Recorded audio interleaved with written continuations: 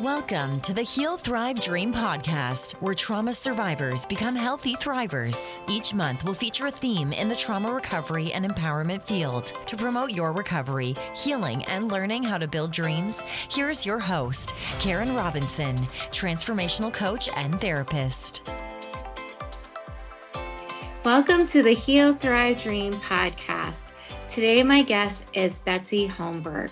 She is an award-winning psychologist and author specializing in overthinking and negative self-talk. She writes for Psychology Today and authored the book titled Unkind Mind, the Neuroscience of Why Women Are So Hard on Themselves and How to Quiet Your Inner Critic for Good. She is trained in EMDR, cognitive behavioral, and dialectical behavioral therapies. She received her doctorate from Duke University.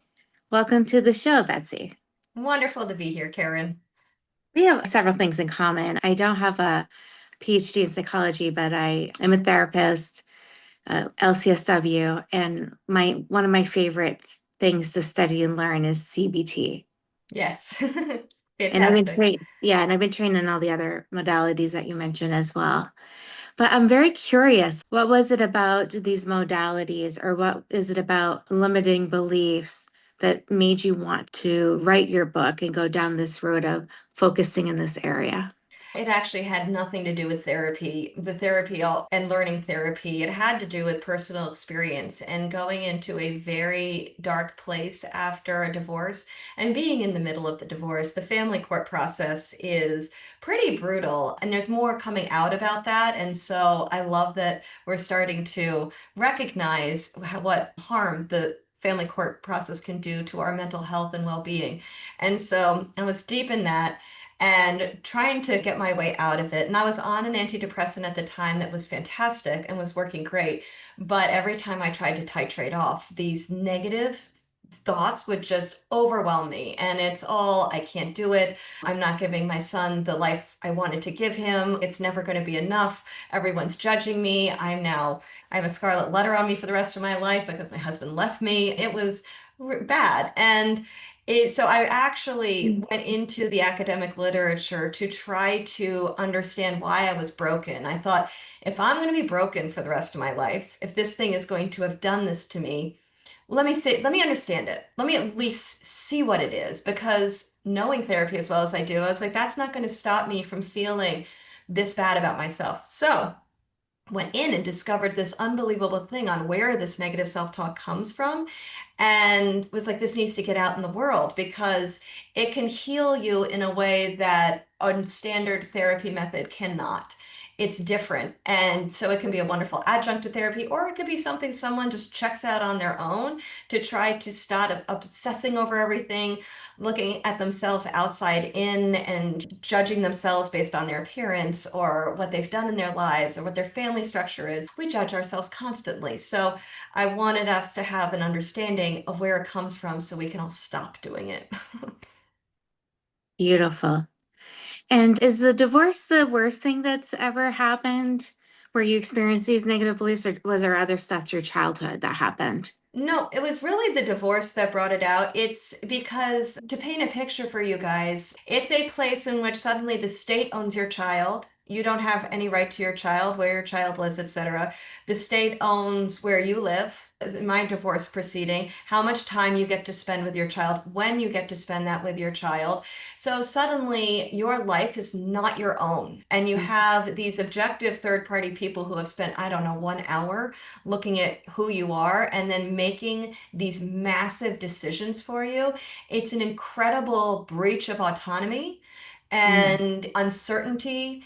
And it's happening from the person who said they were going to love you for the rest of their life and honor you for the rest of your life and said, make me the happiest person in the world and please marry me. So it's startling to have someone who is that close then put you in this state where you have zero say over your own life and what you do in it. It's a shock and it's hard. It is. Yeah.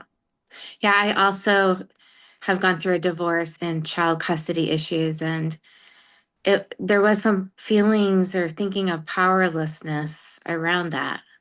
for It sure. literally is powerlessness. It's not just feelings. You are powerless. The judge is the one deciding. And that's the thing that absolutely drove me nuts about the whole thing Mhm. was, yeah, you're taking autonomy away from adults. So how did you get it back, your autonomy? Time helped. I actually don't have autonomy, if we're being really honest about this whole process. I have to live here. I still only get my son when it's appropriate. I don't have autonomy, is the honest truth, at least until he's 18, and then I can. But these years are so precious. These are when our kids are little. So these are the years I want to cherish. So there's a place of just radical acceptance that this is what life is. But then there's also a place of understanding how I was beating myself up and stopping that. That was incredibly helpful and healing for me. Okay. So what gave you the idea or the desire to write your own book? And in your book, do you talk a little bit about your divorce and what you went through? Just a little bit, because it's not the most important thing. So the desire to write it was to say, if this could help me so much in how I was struggling, then this should be shared. I'm not an extrovert. I'm not someone who wants to go be some famous person. That is not me at all. I'd rather be walking with my dog in the forest and baking. Really, those are my happy places. It's not for that. But if this could help and shift things, and also what did get me excited about turning it into a book is it is a pretty radical paradigm shift for the field of psychology. And I think it's about time we do that and we push the ball forward and we think differently. I know a lot of people walk away from therapy not feeling better, or it doesn't last very long. And so it's time for us to have some new things to hold on to and help us in our healing journeys for all of us. That was really well said. And what's next in terms now that the book is out in the world, and congratulations, I know it's newly Thank you. published. What's next? Are you going to turn it into a course? Or do you have group therapies with your way of how you interpret the healing modalities? I'm sure you adapt them. I'm thinking in time, I would like to do a course that walks people through step by step of the steps to identify. So, for you all, just a very short, there's a thought network that is automatic that's responsible for these. And so it would be to identify what it is, when it sounds, understand the personality of it, and then start to work through the different like activities you can do to stop it, and then to play with that and keep going. So I think a course could be very interesting to essentially walk people through the healing journey I did, but I haven't quite gotten there yet. I'm taking this one step at a time. So right now it's just book promotion, and then maybe that's in the future. So we'll see. I think that would be a great idea, but Cool. I can always find work for people to do. That's not always a strength. Sometimes. Yeah. I'm curious if you've touched upon self-compassion or what your thoughts are about self-compassion in your work. So, self-compassion is a very interesting part of this. So, let me give you the 2-minute version of what this negative self-talk is. So, in our brains, guys, we have two thought networks. It feels like it's one. It feels like it's all us. And we're all just, our inner monologue is us just narrating our existence and how we feel and what we're thinking and what we're seeing and what our opinion is. But the reality is, we have one network, which we call the central executive network. This sits on the outside of the brain. It's our most sophisticated network. The vast majority of animals on the planet do not have this. It's just us and a few other primates. And it is responsible for the thoughts you choose to have. So if you focus on something, you're using your central executive. But then deeper inside the brain, more primitive, we share it with a lot of animals, and it's other animals' central executive, if you will. It's their frontal cortex, but for us, it's deeper in. And this network is automatic, and it has very big ties to the amygdala. So I think of it as like a radar, and it was incredibly important in our evolution because it helped us look and understand the norms and expectations around us, and then keep us in line with those so that we weren't kicked out of the clan and die. So it is a thought version of essentially your stress system. And so that's why it's constantly looking outside in and it's saying, you're not good enough. You need to be doing more. You need to look different. You need to have more money. It will just beat us up all day long and it thinks it's keeping us safe. But nowadays, in the way we all live today, it is driving us all crazy. It's driving us nuts and it's causing low self-esteem, low self-worth because we listen to these thoughts and we hear them and then we believe them because we think they're coming from our soul. We think it's who we are. And when we can make that break and say, "Oh no, this is not me. I'm not feeling insecure. I'm not judging myself. It's my DMN judging myself." It can shift the whole thing. That then we can start tackling our limiting beliefs and everything that has put us down for so long. So to your point on self-compassion, what's fascinating to me in this world is that we have two other brains in our bodies. One is in the gut, our enteric nervous system. The other's in our heart. We have a whole neuron system in our heart, guys. And that heart brain connects to the CEN. The gut brain connects to the DMN. So that's why we get butterflies in our stomach. We experience IBS. All of those kind of stress symptoms that we get in our tummies is because it's linked to our other primitive stress systems.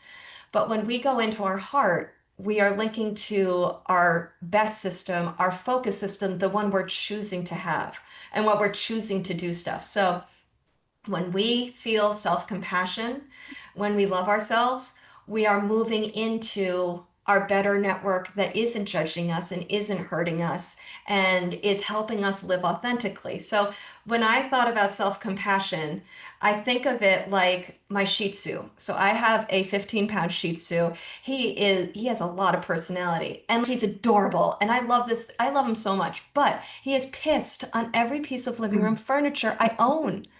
And guys, when he vomits on my carpets. He doesn't vomit on the wood.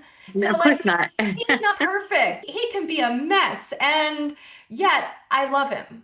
And so when I think of self-compassion, I think of I love my Shih Tzu for all of his dogginess. It's his package. And I have my package and it's a human package and it makes mistakes and it gets tired and it does all the things and it cries, but I still love it, just like I love my doggy thing. So it's a long-winded way of saying that's how I think about self-compassion. And I think of it as getting into the heart, which gets us into our CEN, which is our healthier and more supportive thought network. So, Betsy, is it okay to call you Betsy? Or do you want me to call Yeah. you Oh, I there. doctor? Okay. Betsy, you are an amazing teacher. Oh, cool. Thank you. I might have missed this somewheres, but do you teach at all right now? Or have you? No, I was a TA at Harvard. I was a TA at Duke. I've taught in my young years, but no, Mhm. I'm not young anymore. No, I'm just excited about this idea, Yeah. and I love ideas. So I don't know. It probably comes from that, but thank you for that. That's so sweet. Oh, no, I really mean it. You have a way of showing the information, not just talking about it, right? And so that's important. It keeps people engaged and holds their attention. And it's powerful for their learning, but also when they can process that in a deeper way, it tends to stick with people. So that was really good. Yeah. Yay. Yeah. And so for people, and I know I'm switching gears, I'm just whatever pops in my brain is what I want to ask. I'm curious if, and I use the word curious, so I'm sorry for that too. I am wondering about the listeners we have right now that are feeling raw from their own divorce that they have going on.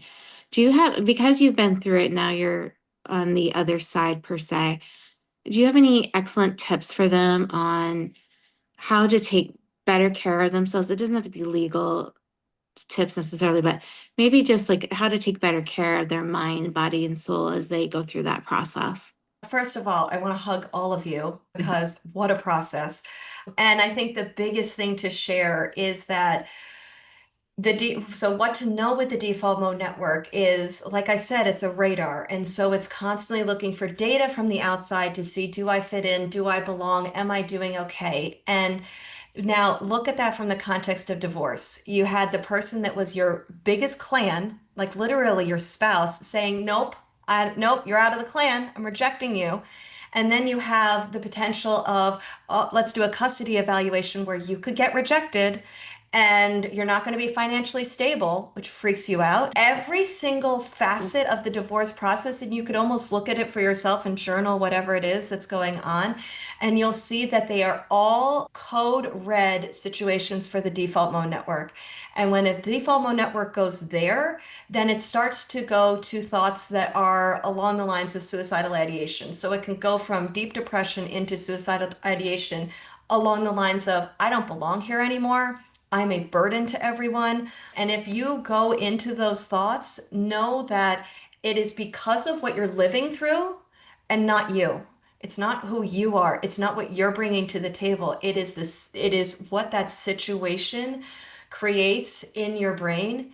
And this is the place to reach out to family and find some connection, find some clan experiences, friends, people who can rally around you. This is the time to consider therapy, consider antidepressants, do all of the different things to take care of yourself because what you're living through is incredibly challenging and it will get better. You will move to a time when you're not getting hit so many different ways. You stop interacting with the court system. You stop seeing your ex as much. It does get better. You just have to hold on through the really hard part. Thank you for that. I'm sure someone's listening there like, what do I do? What do I think? What do I feel? Because it's overwhelming. And it overwhelms, it glitches our human hardware. Our human hardware is not used to being kicked out and then trying to survive and defend oneself. It's not made for that. And so to know that and to know you're not broken, you are getting through this really challenging thing, hopefully can give you a little more strength. Yeah. Thank you for that. Now, do you want to share just a little bit more about your book? Because I know that one of the reasons you're coming into podcasts is you've written this beautiful book and you want to share it with the world. Is there a way you want to plug it or have a teaser about it?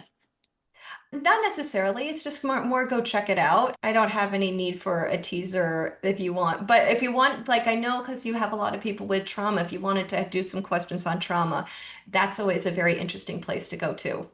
Okay, let's do that then. Okay. So if there's a trauma survivor that's looking for a book, how is your book going to be helpful to them? I think just to give the 2-second version of what you will find in the book is that trauma does an interesting thing with our neural networks. So now we've discovered what these things are. When we're in a traumatic situation, the CEN shuts down. The CEN always gets shut down in any stress situation, guys. So that's normal. Just like our digestion shuts down, everything, the CEN shuts down, and you're stuck listening to your DMN. So if you find times that you just can't get out of your negative self-talk, it's probably a stress situation and it'll get better. You'll be able to turn it off better once you're out of the stress. But trauma shuts down your CEN and then it also shuts down your DMN. It shuts down your hippocampus, so you're not forming memories as well. And that's where a lot of people get that dissociative feeling of being out of their body, or this is something that they see happening to them, but they don't feel like they're experiencing it. And so that's where a lot of trauma work can go into putting those memories, taking those memory fragments, because literally 80% of your brain has decided to leave. And I think of it like a safe mode for the brain. You know, when your computer has some virus situation and then you ask it to start back up and do you want to start in safe mode, aka just the bare minimum? And you're like, yes, that is what your brain goes into. It has its own safe mode. And so healing can be bringing all of those parts back on so that your brain is fully healing again. And that's what EMDR can do. Another thing that's important is we can get caught in our central nervous system in fight or flight mode and freeze mode. And so we can get stuck there and we can't move back and forth as well. And therapy can help then with being able to help us modulate again so that we can go up to a peaceful state, which is our social engagement, which is when we can talk and interact and share food and feel good with people, and then go back down to fight or flight and come back up. So for people who have been through trauma, there are a lot of different options. You can tackle it through the head, EMDR. You can tackle it through somatic body stuff, which is the nervous system, but there is help out there. Yeah. Yeah, I'm really glad that you're talking about stuck points and also all the ways we shut down after trauma. I believe that's that one of the reasons, there can be others, of course, that trauma survivors end up with a lot of medical diagnosis and chronic pain. What are your thoughts about that? It 100% connected, because when we're in the fight or flight system, it's a little complicated, but essentially when you have a stress response, you get all this anti-inflammatory stuff because let's say you've gotten kicked out of the clan, the body primes itself to get hurt and injured and illness. And so it puts all of this immune system stuff going on so that you can be protected. But if we stay in that for a very long amount of time, which trauma can make us stuck in that state, then you're in an activated immune system state for a long period of time, which the body is not ready for, and it breaks the body down. And so we get chronic pain, we get sick more often. And so there is 100% a connection medically on what's happening there. And there's an interesting piece right now in the literature on depression and inflammation, and how depression is an inflammatory disease because we get into that immune system state and we struggle. So there's so much between the body and the mind and the emotions on how this all connects together. Yeah, agreed. Yeah. I know that you're a writer, you've mentioned, for Psychology Today, which is pretty much the only magazine, I think that might be true, that I'm reading right now. I do read AARP because I'm over 50 now. Shout out to AARP. What other types of articles do you write for Psychology Today for anybody that's maybe going to pick it up? What's fun is I write whatever I feel like. They give you complete license to do whatever you want. So I write a lot on the default mode network and the various little pieces of it, because there's so many ways that this automatic network gets in our way. So whether it's our social relationships, parenting, etc. I also write from this perspective of a 44-year-old woman. So it's going to be parenting, it's going to be all the stuff that goes along with that. It's going to be depression, anxiety. I'm all over the place. Whatever interests me, I go after. And that's where it's very fun to be able to just do whatever I want to do. It's great. I love that. That kind of gives you creative license. And we all know that being creative is part of our healing as well. Yeah, and you never know where the literature is. The literature can be all different directions, and so it's fun to go into one little piece of literature and then write about it and then move on. It's great. Beautiful. I am out of questions for my intuition, but I want to give you a chance to say anything else based on what we've talked about so far, or about your book, or about your work. Sure. I think the one last thing I would say is for your listeners to know that when this default mode network gets strong, you can think of these networks like any sort of muscle group. And the more time you spend in it, the stronger it gets, the more quickly you will use it, the harder it is to turn it off, etc. And so that is the origin. They've done all the neuroscience to show that's the origin of major depressive disorder, is this network getting very strong. The anxiety disorders, similar, it's just the thoughts are different. OCD, again, similar, but the thoughts are different. ADHD, thoughts are more scattered. So we have a lot of stigma in our society, and I feel like we beat ourselves up when we start feeling these ways and going in that direction. We're like, why can't I handle it? Why aren't I enjoying my life more? I am okay, so my mood should be okay. And it's to take that pressure off of all of ourselves to say, no, you have a thought network that just got too strong and it's now imbalanced to the other one. And get the help, take care of yourself, do what you can to restructure these, and stop blaming you and stop feeling that you're not good enough or you're not strong enough because you're feeling this way. It's not about you, it's about your neurons. It's physical. Cut yourself some slack and go get some help in whatever way that looks like for you, and you'll get through it. Beautiful. Thank you so much for being what's the word I want? Valuable is overused too. Everybody's valuable. No, but you have an expertise about you. So thank you for sharing that today with us. You're so welcome, Karen. It was a pleasure to be here. Thank you for listening in today. Please join us next week, same day and time. Also, I would love for you to check out my website, healthrivedream.com.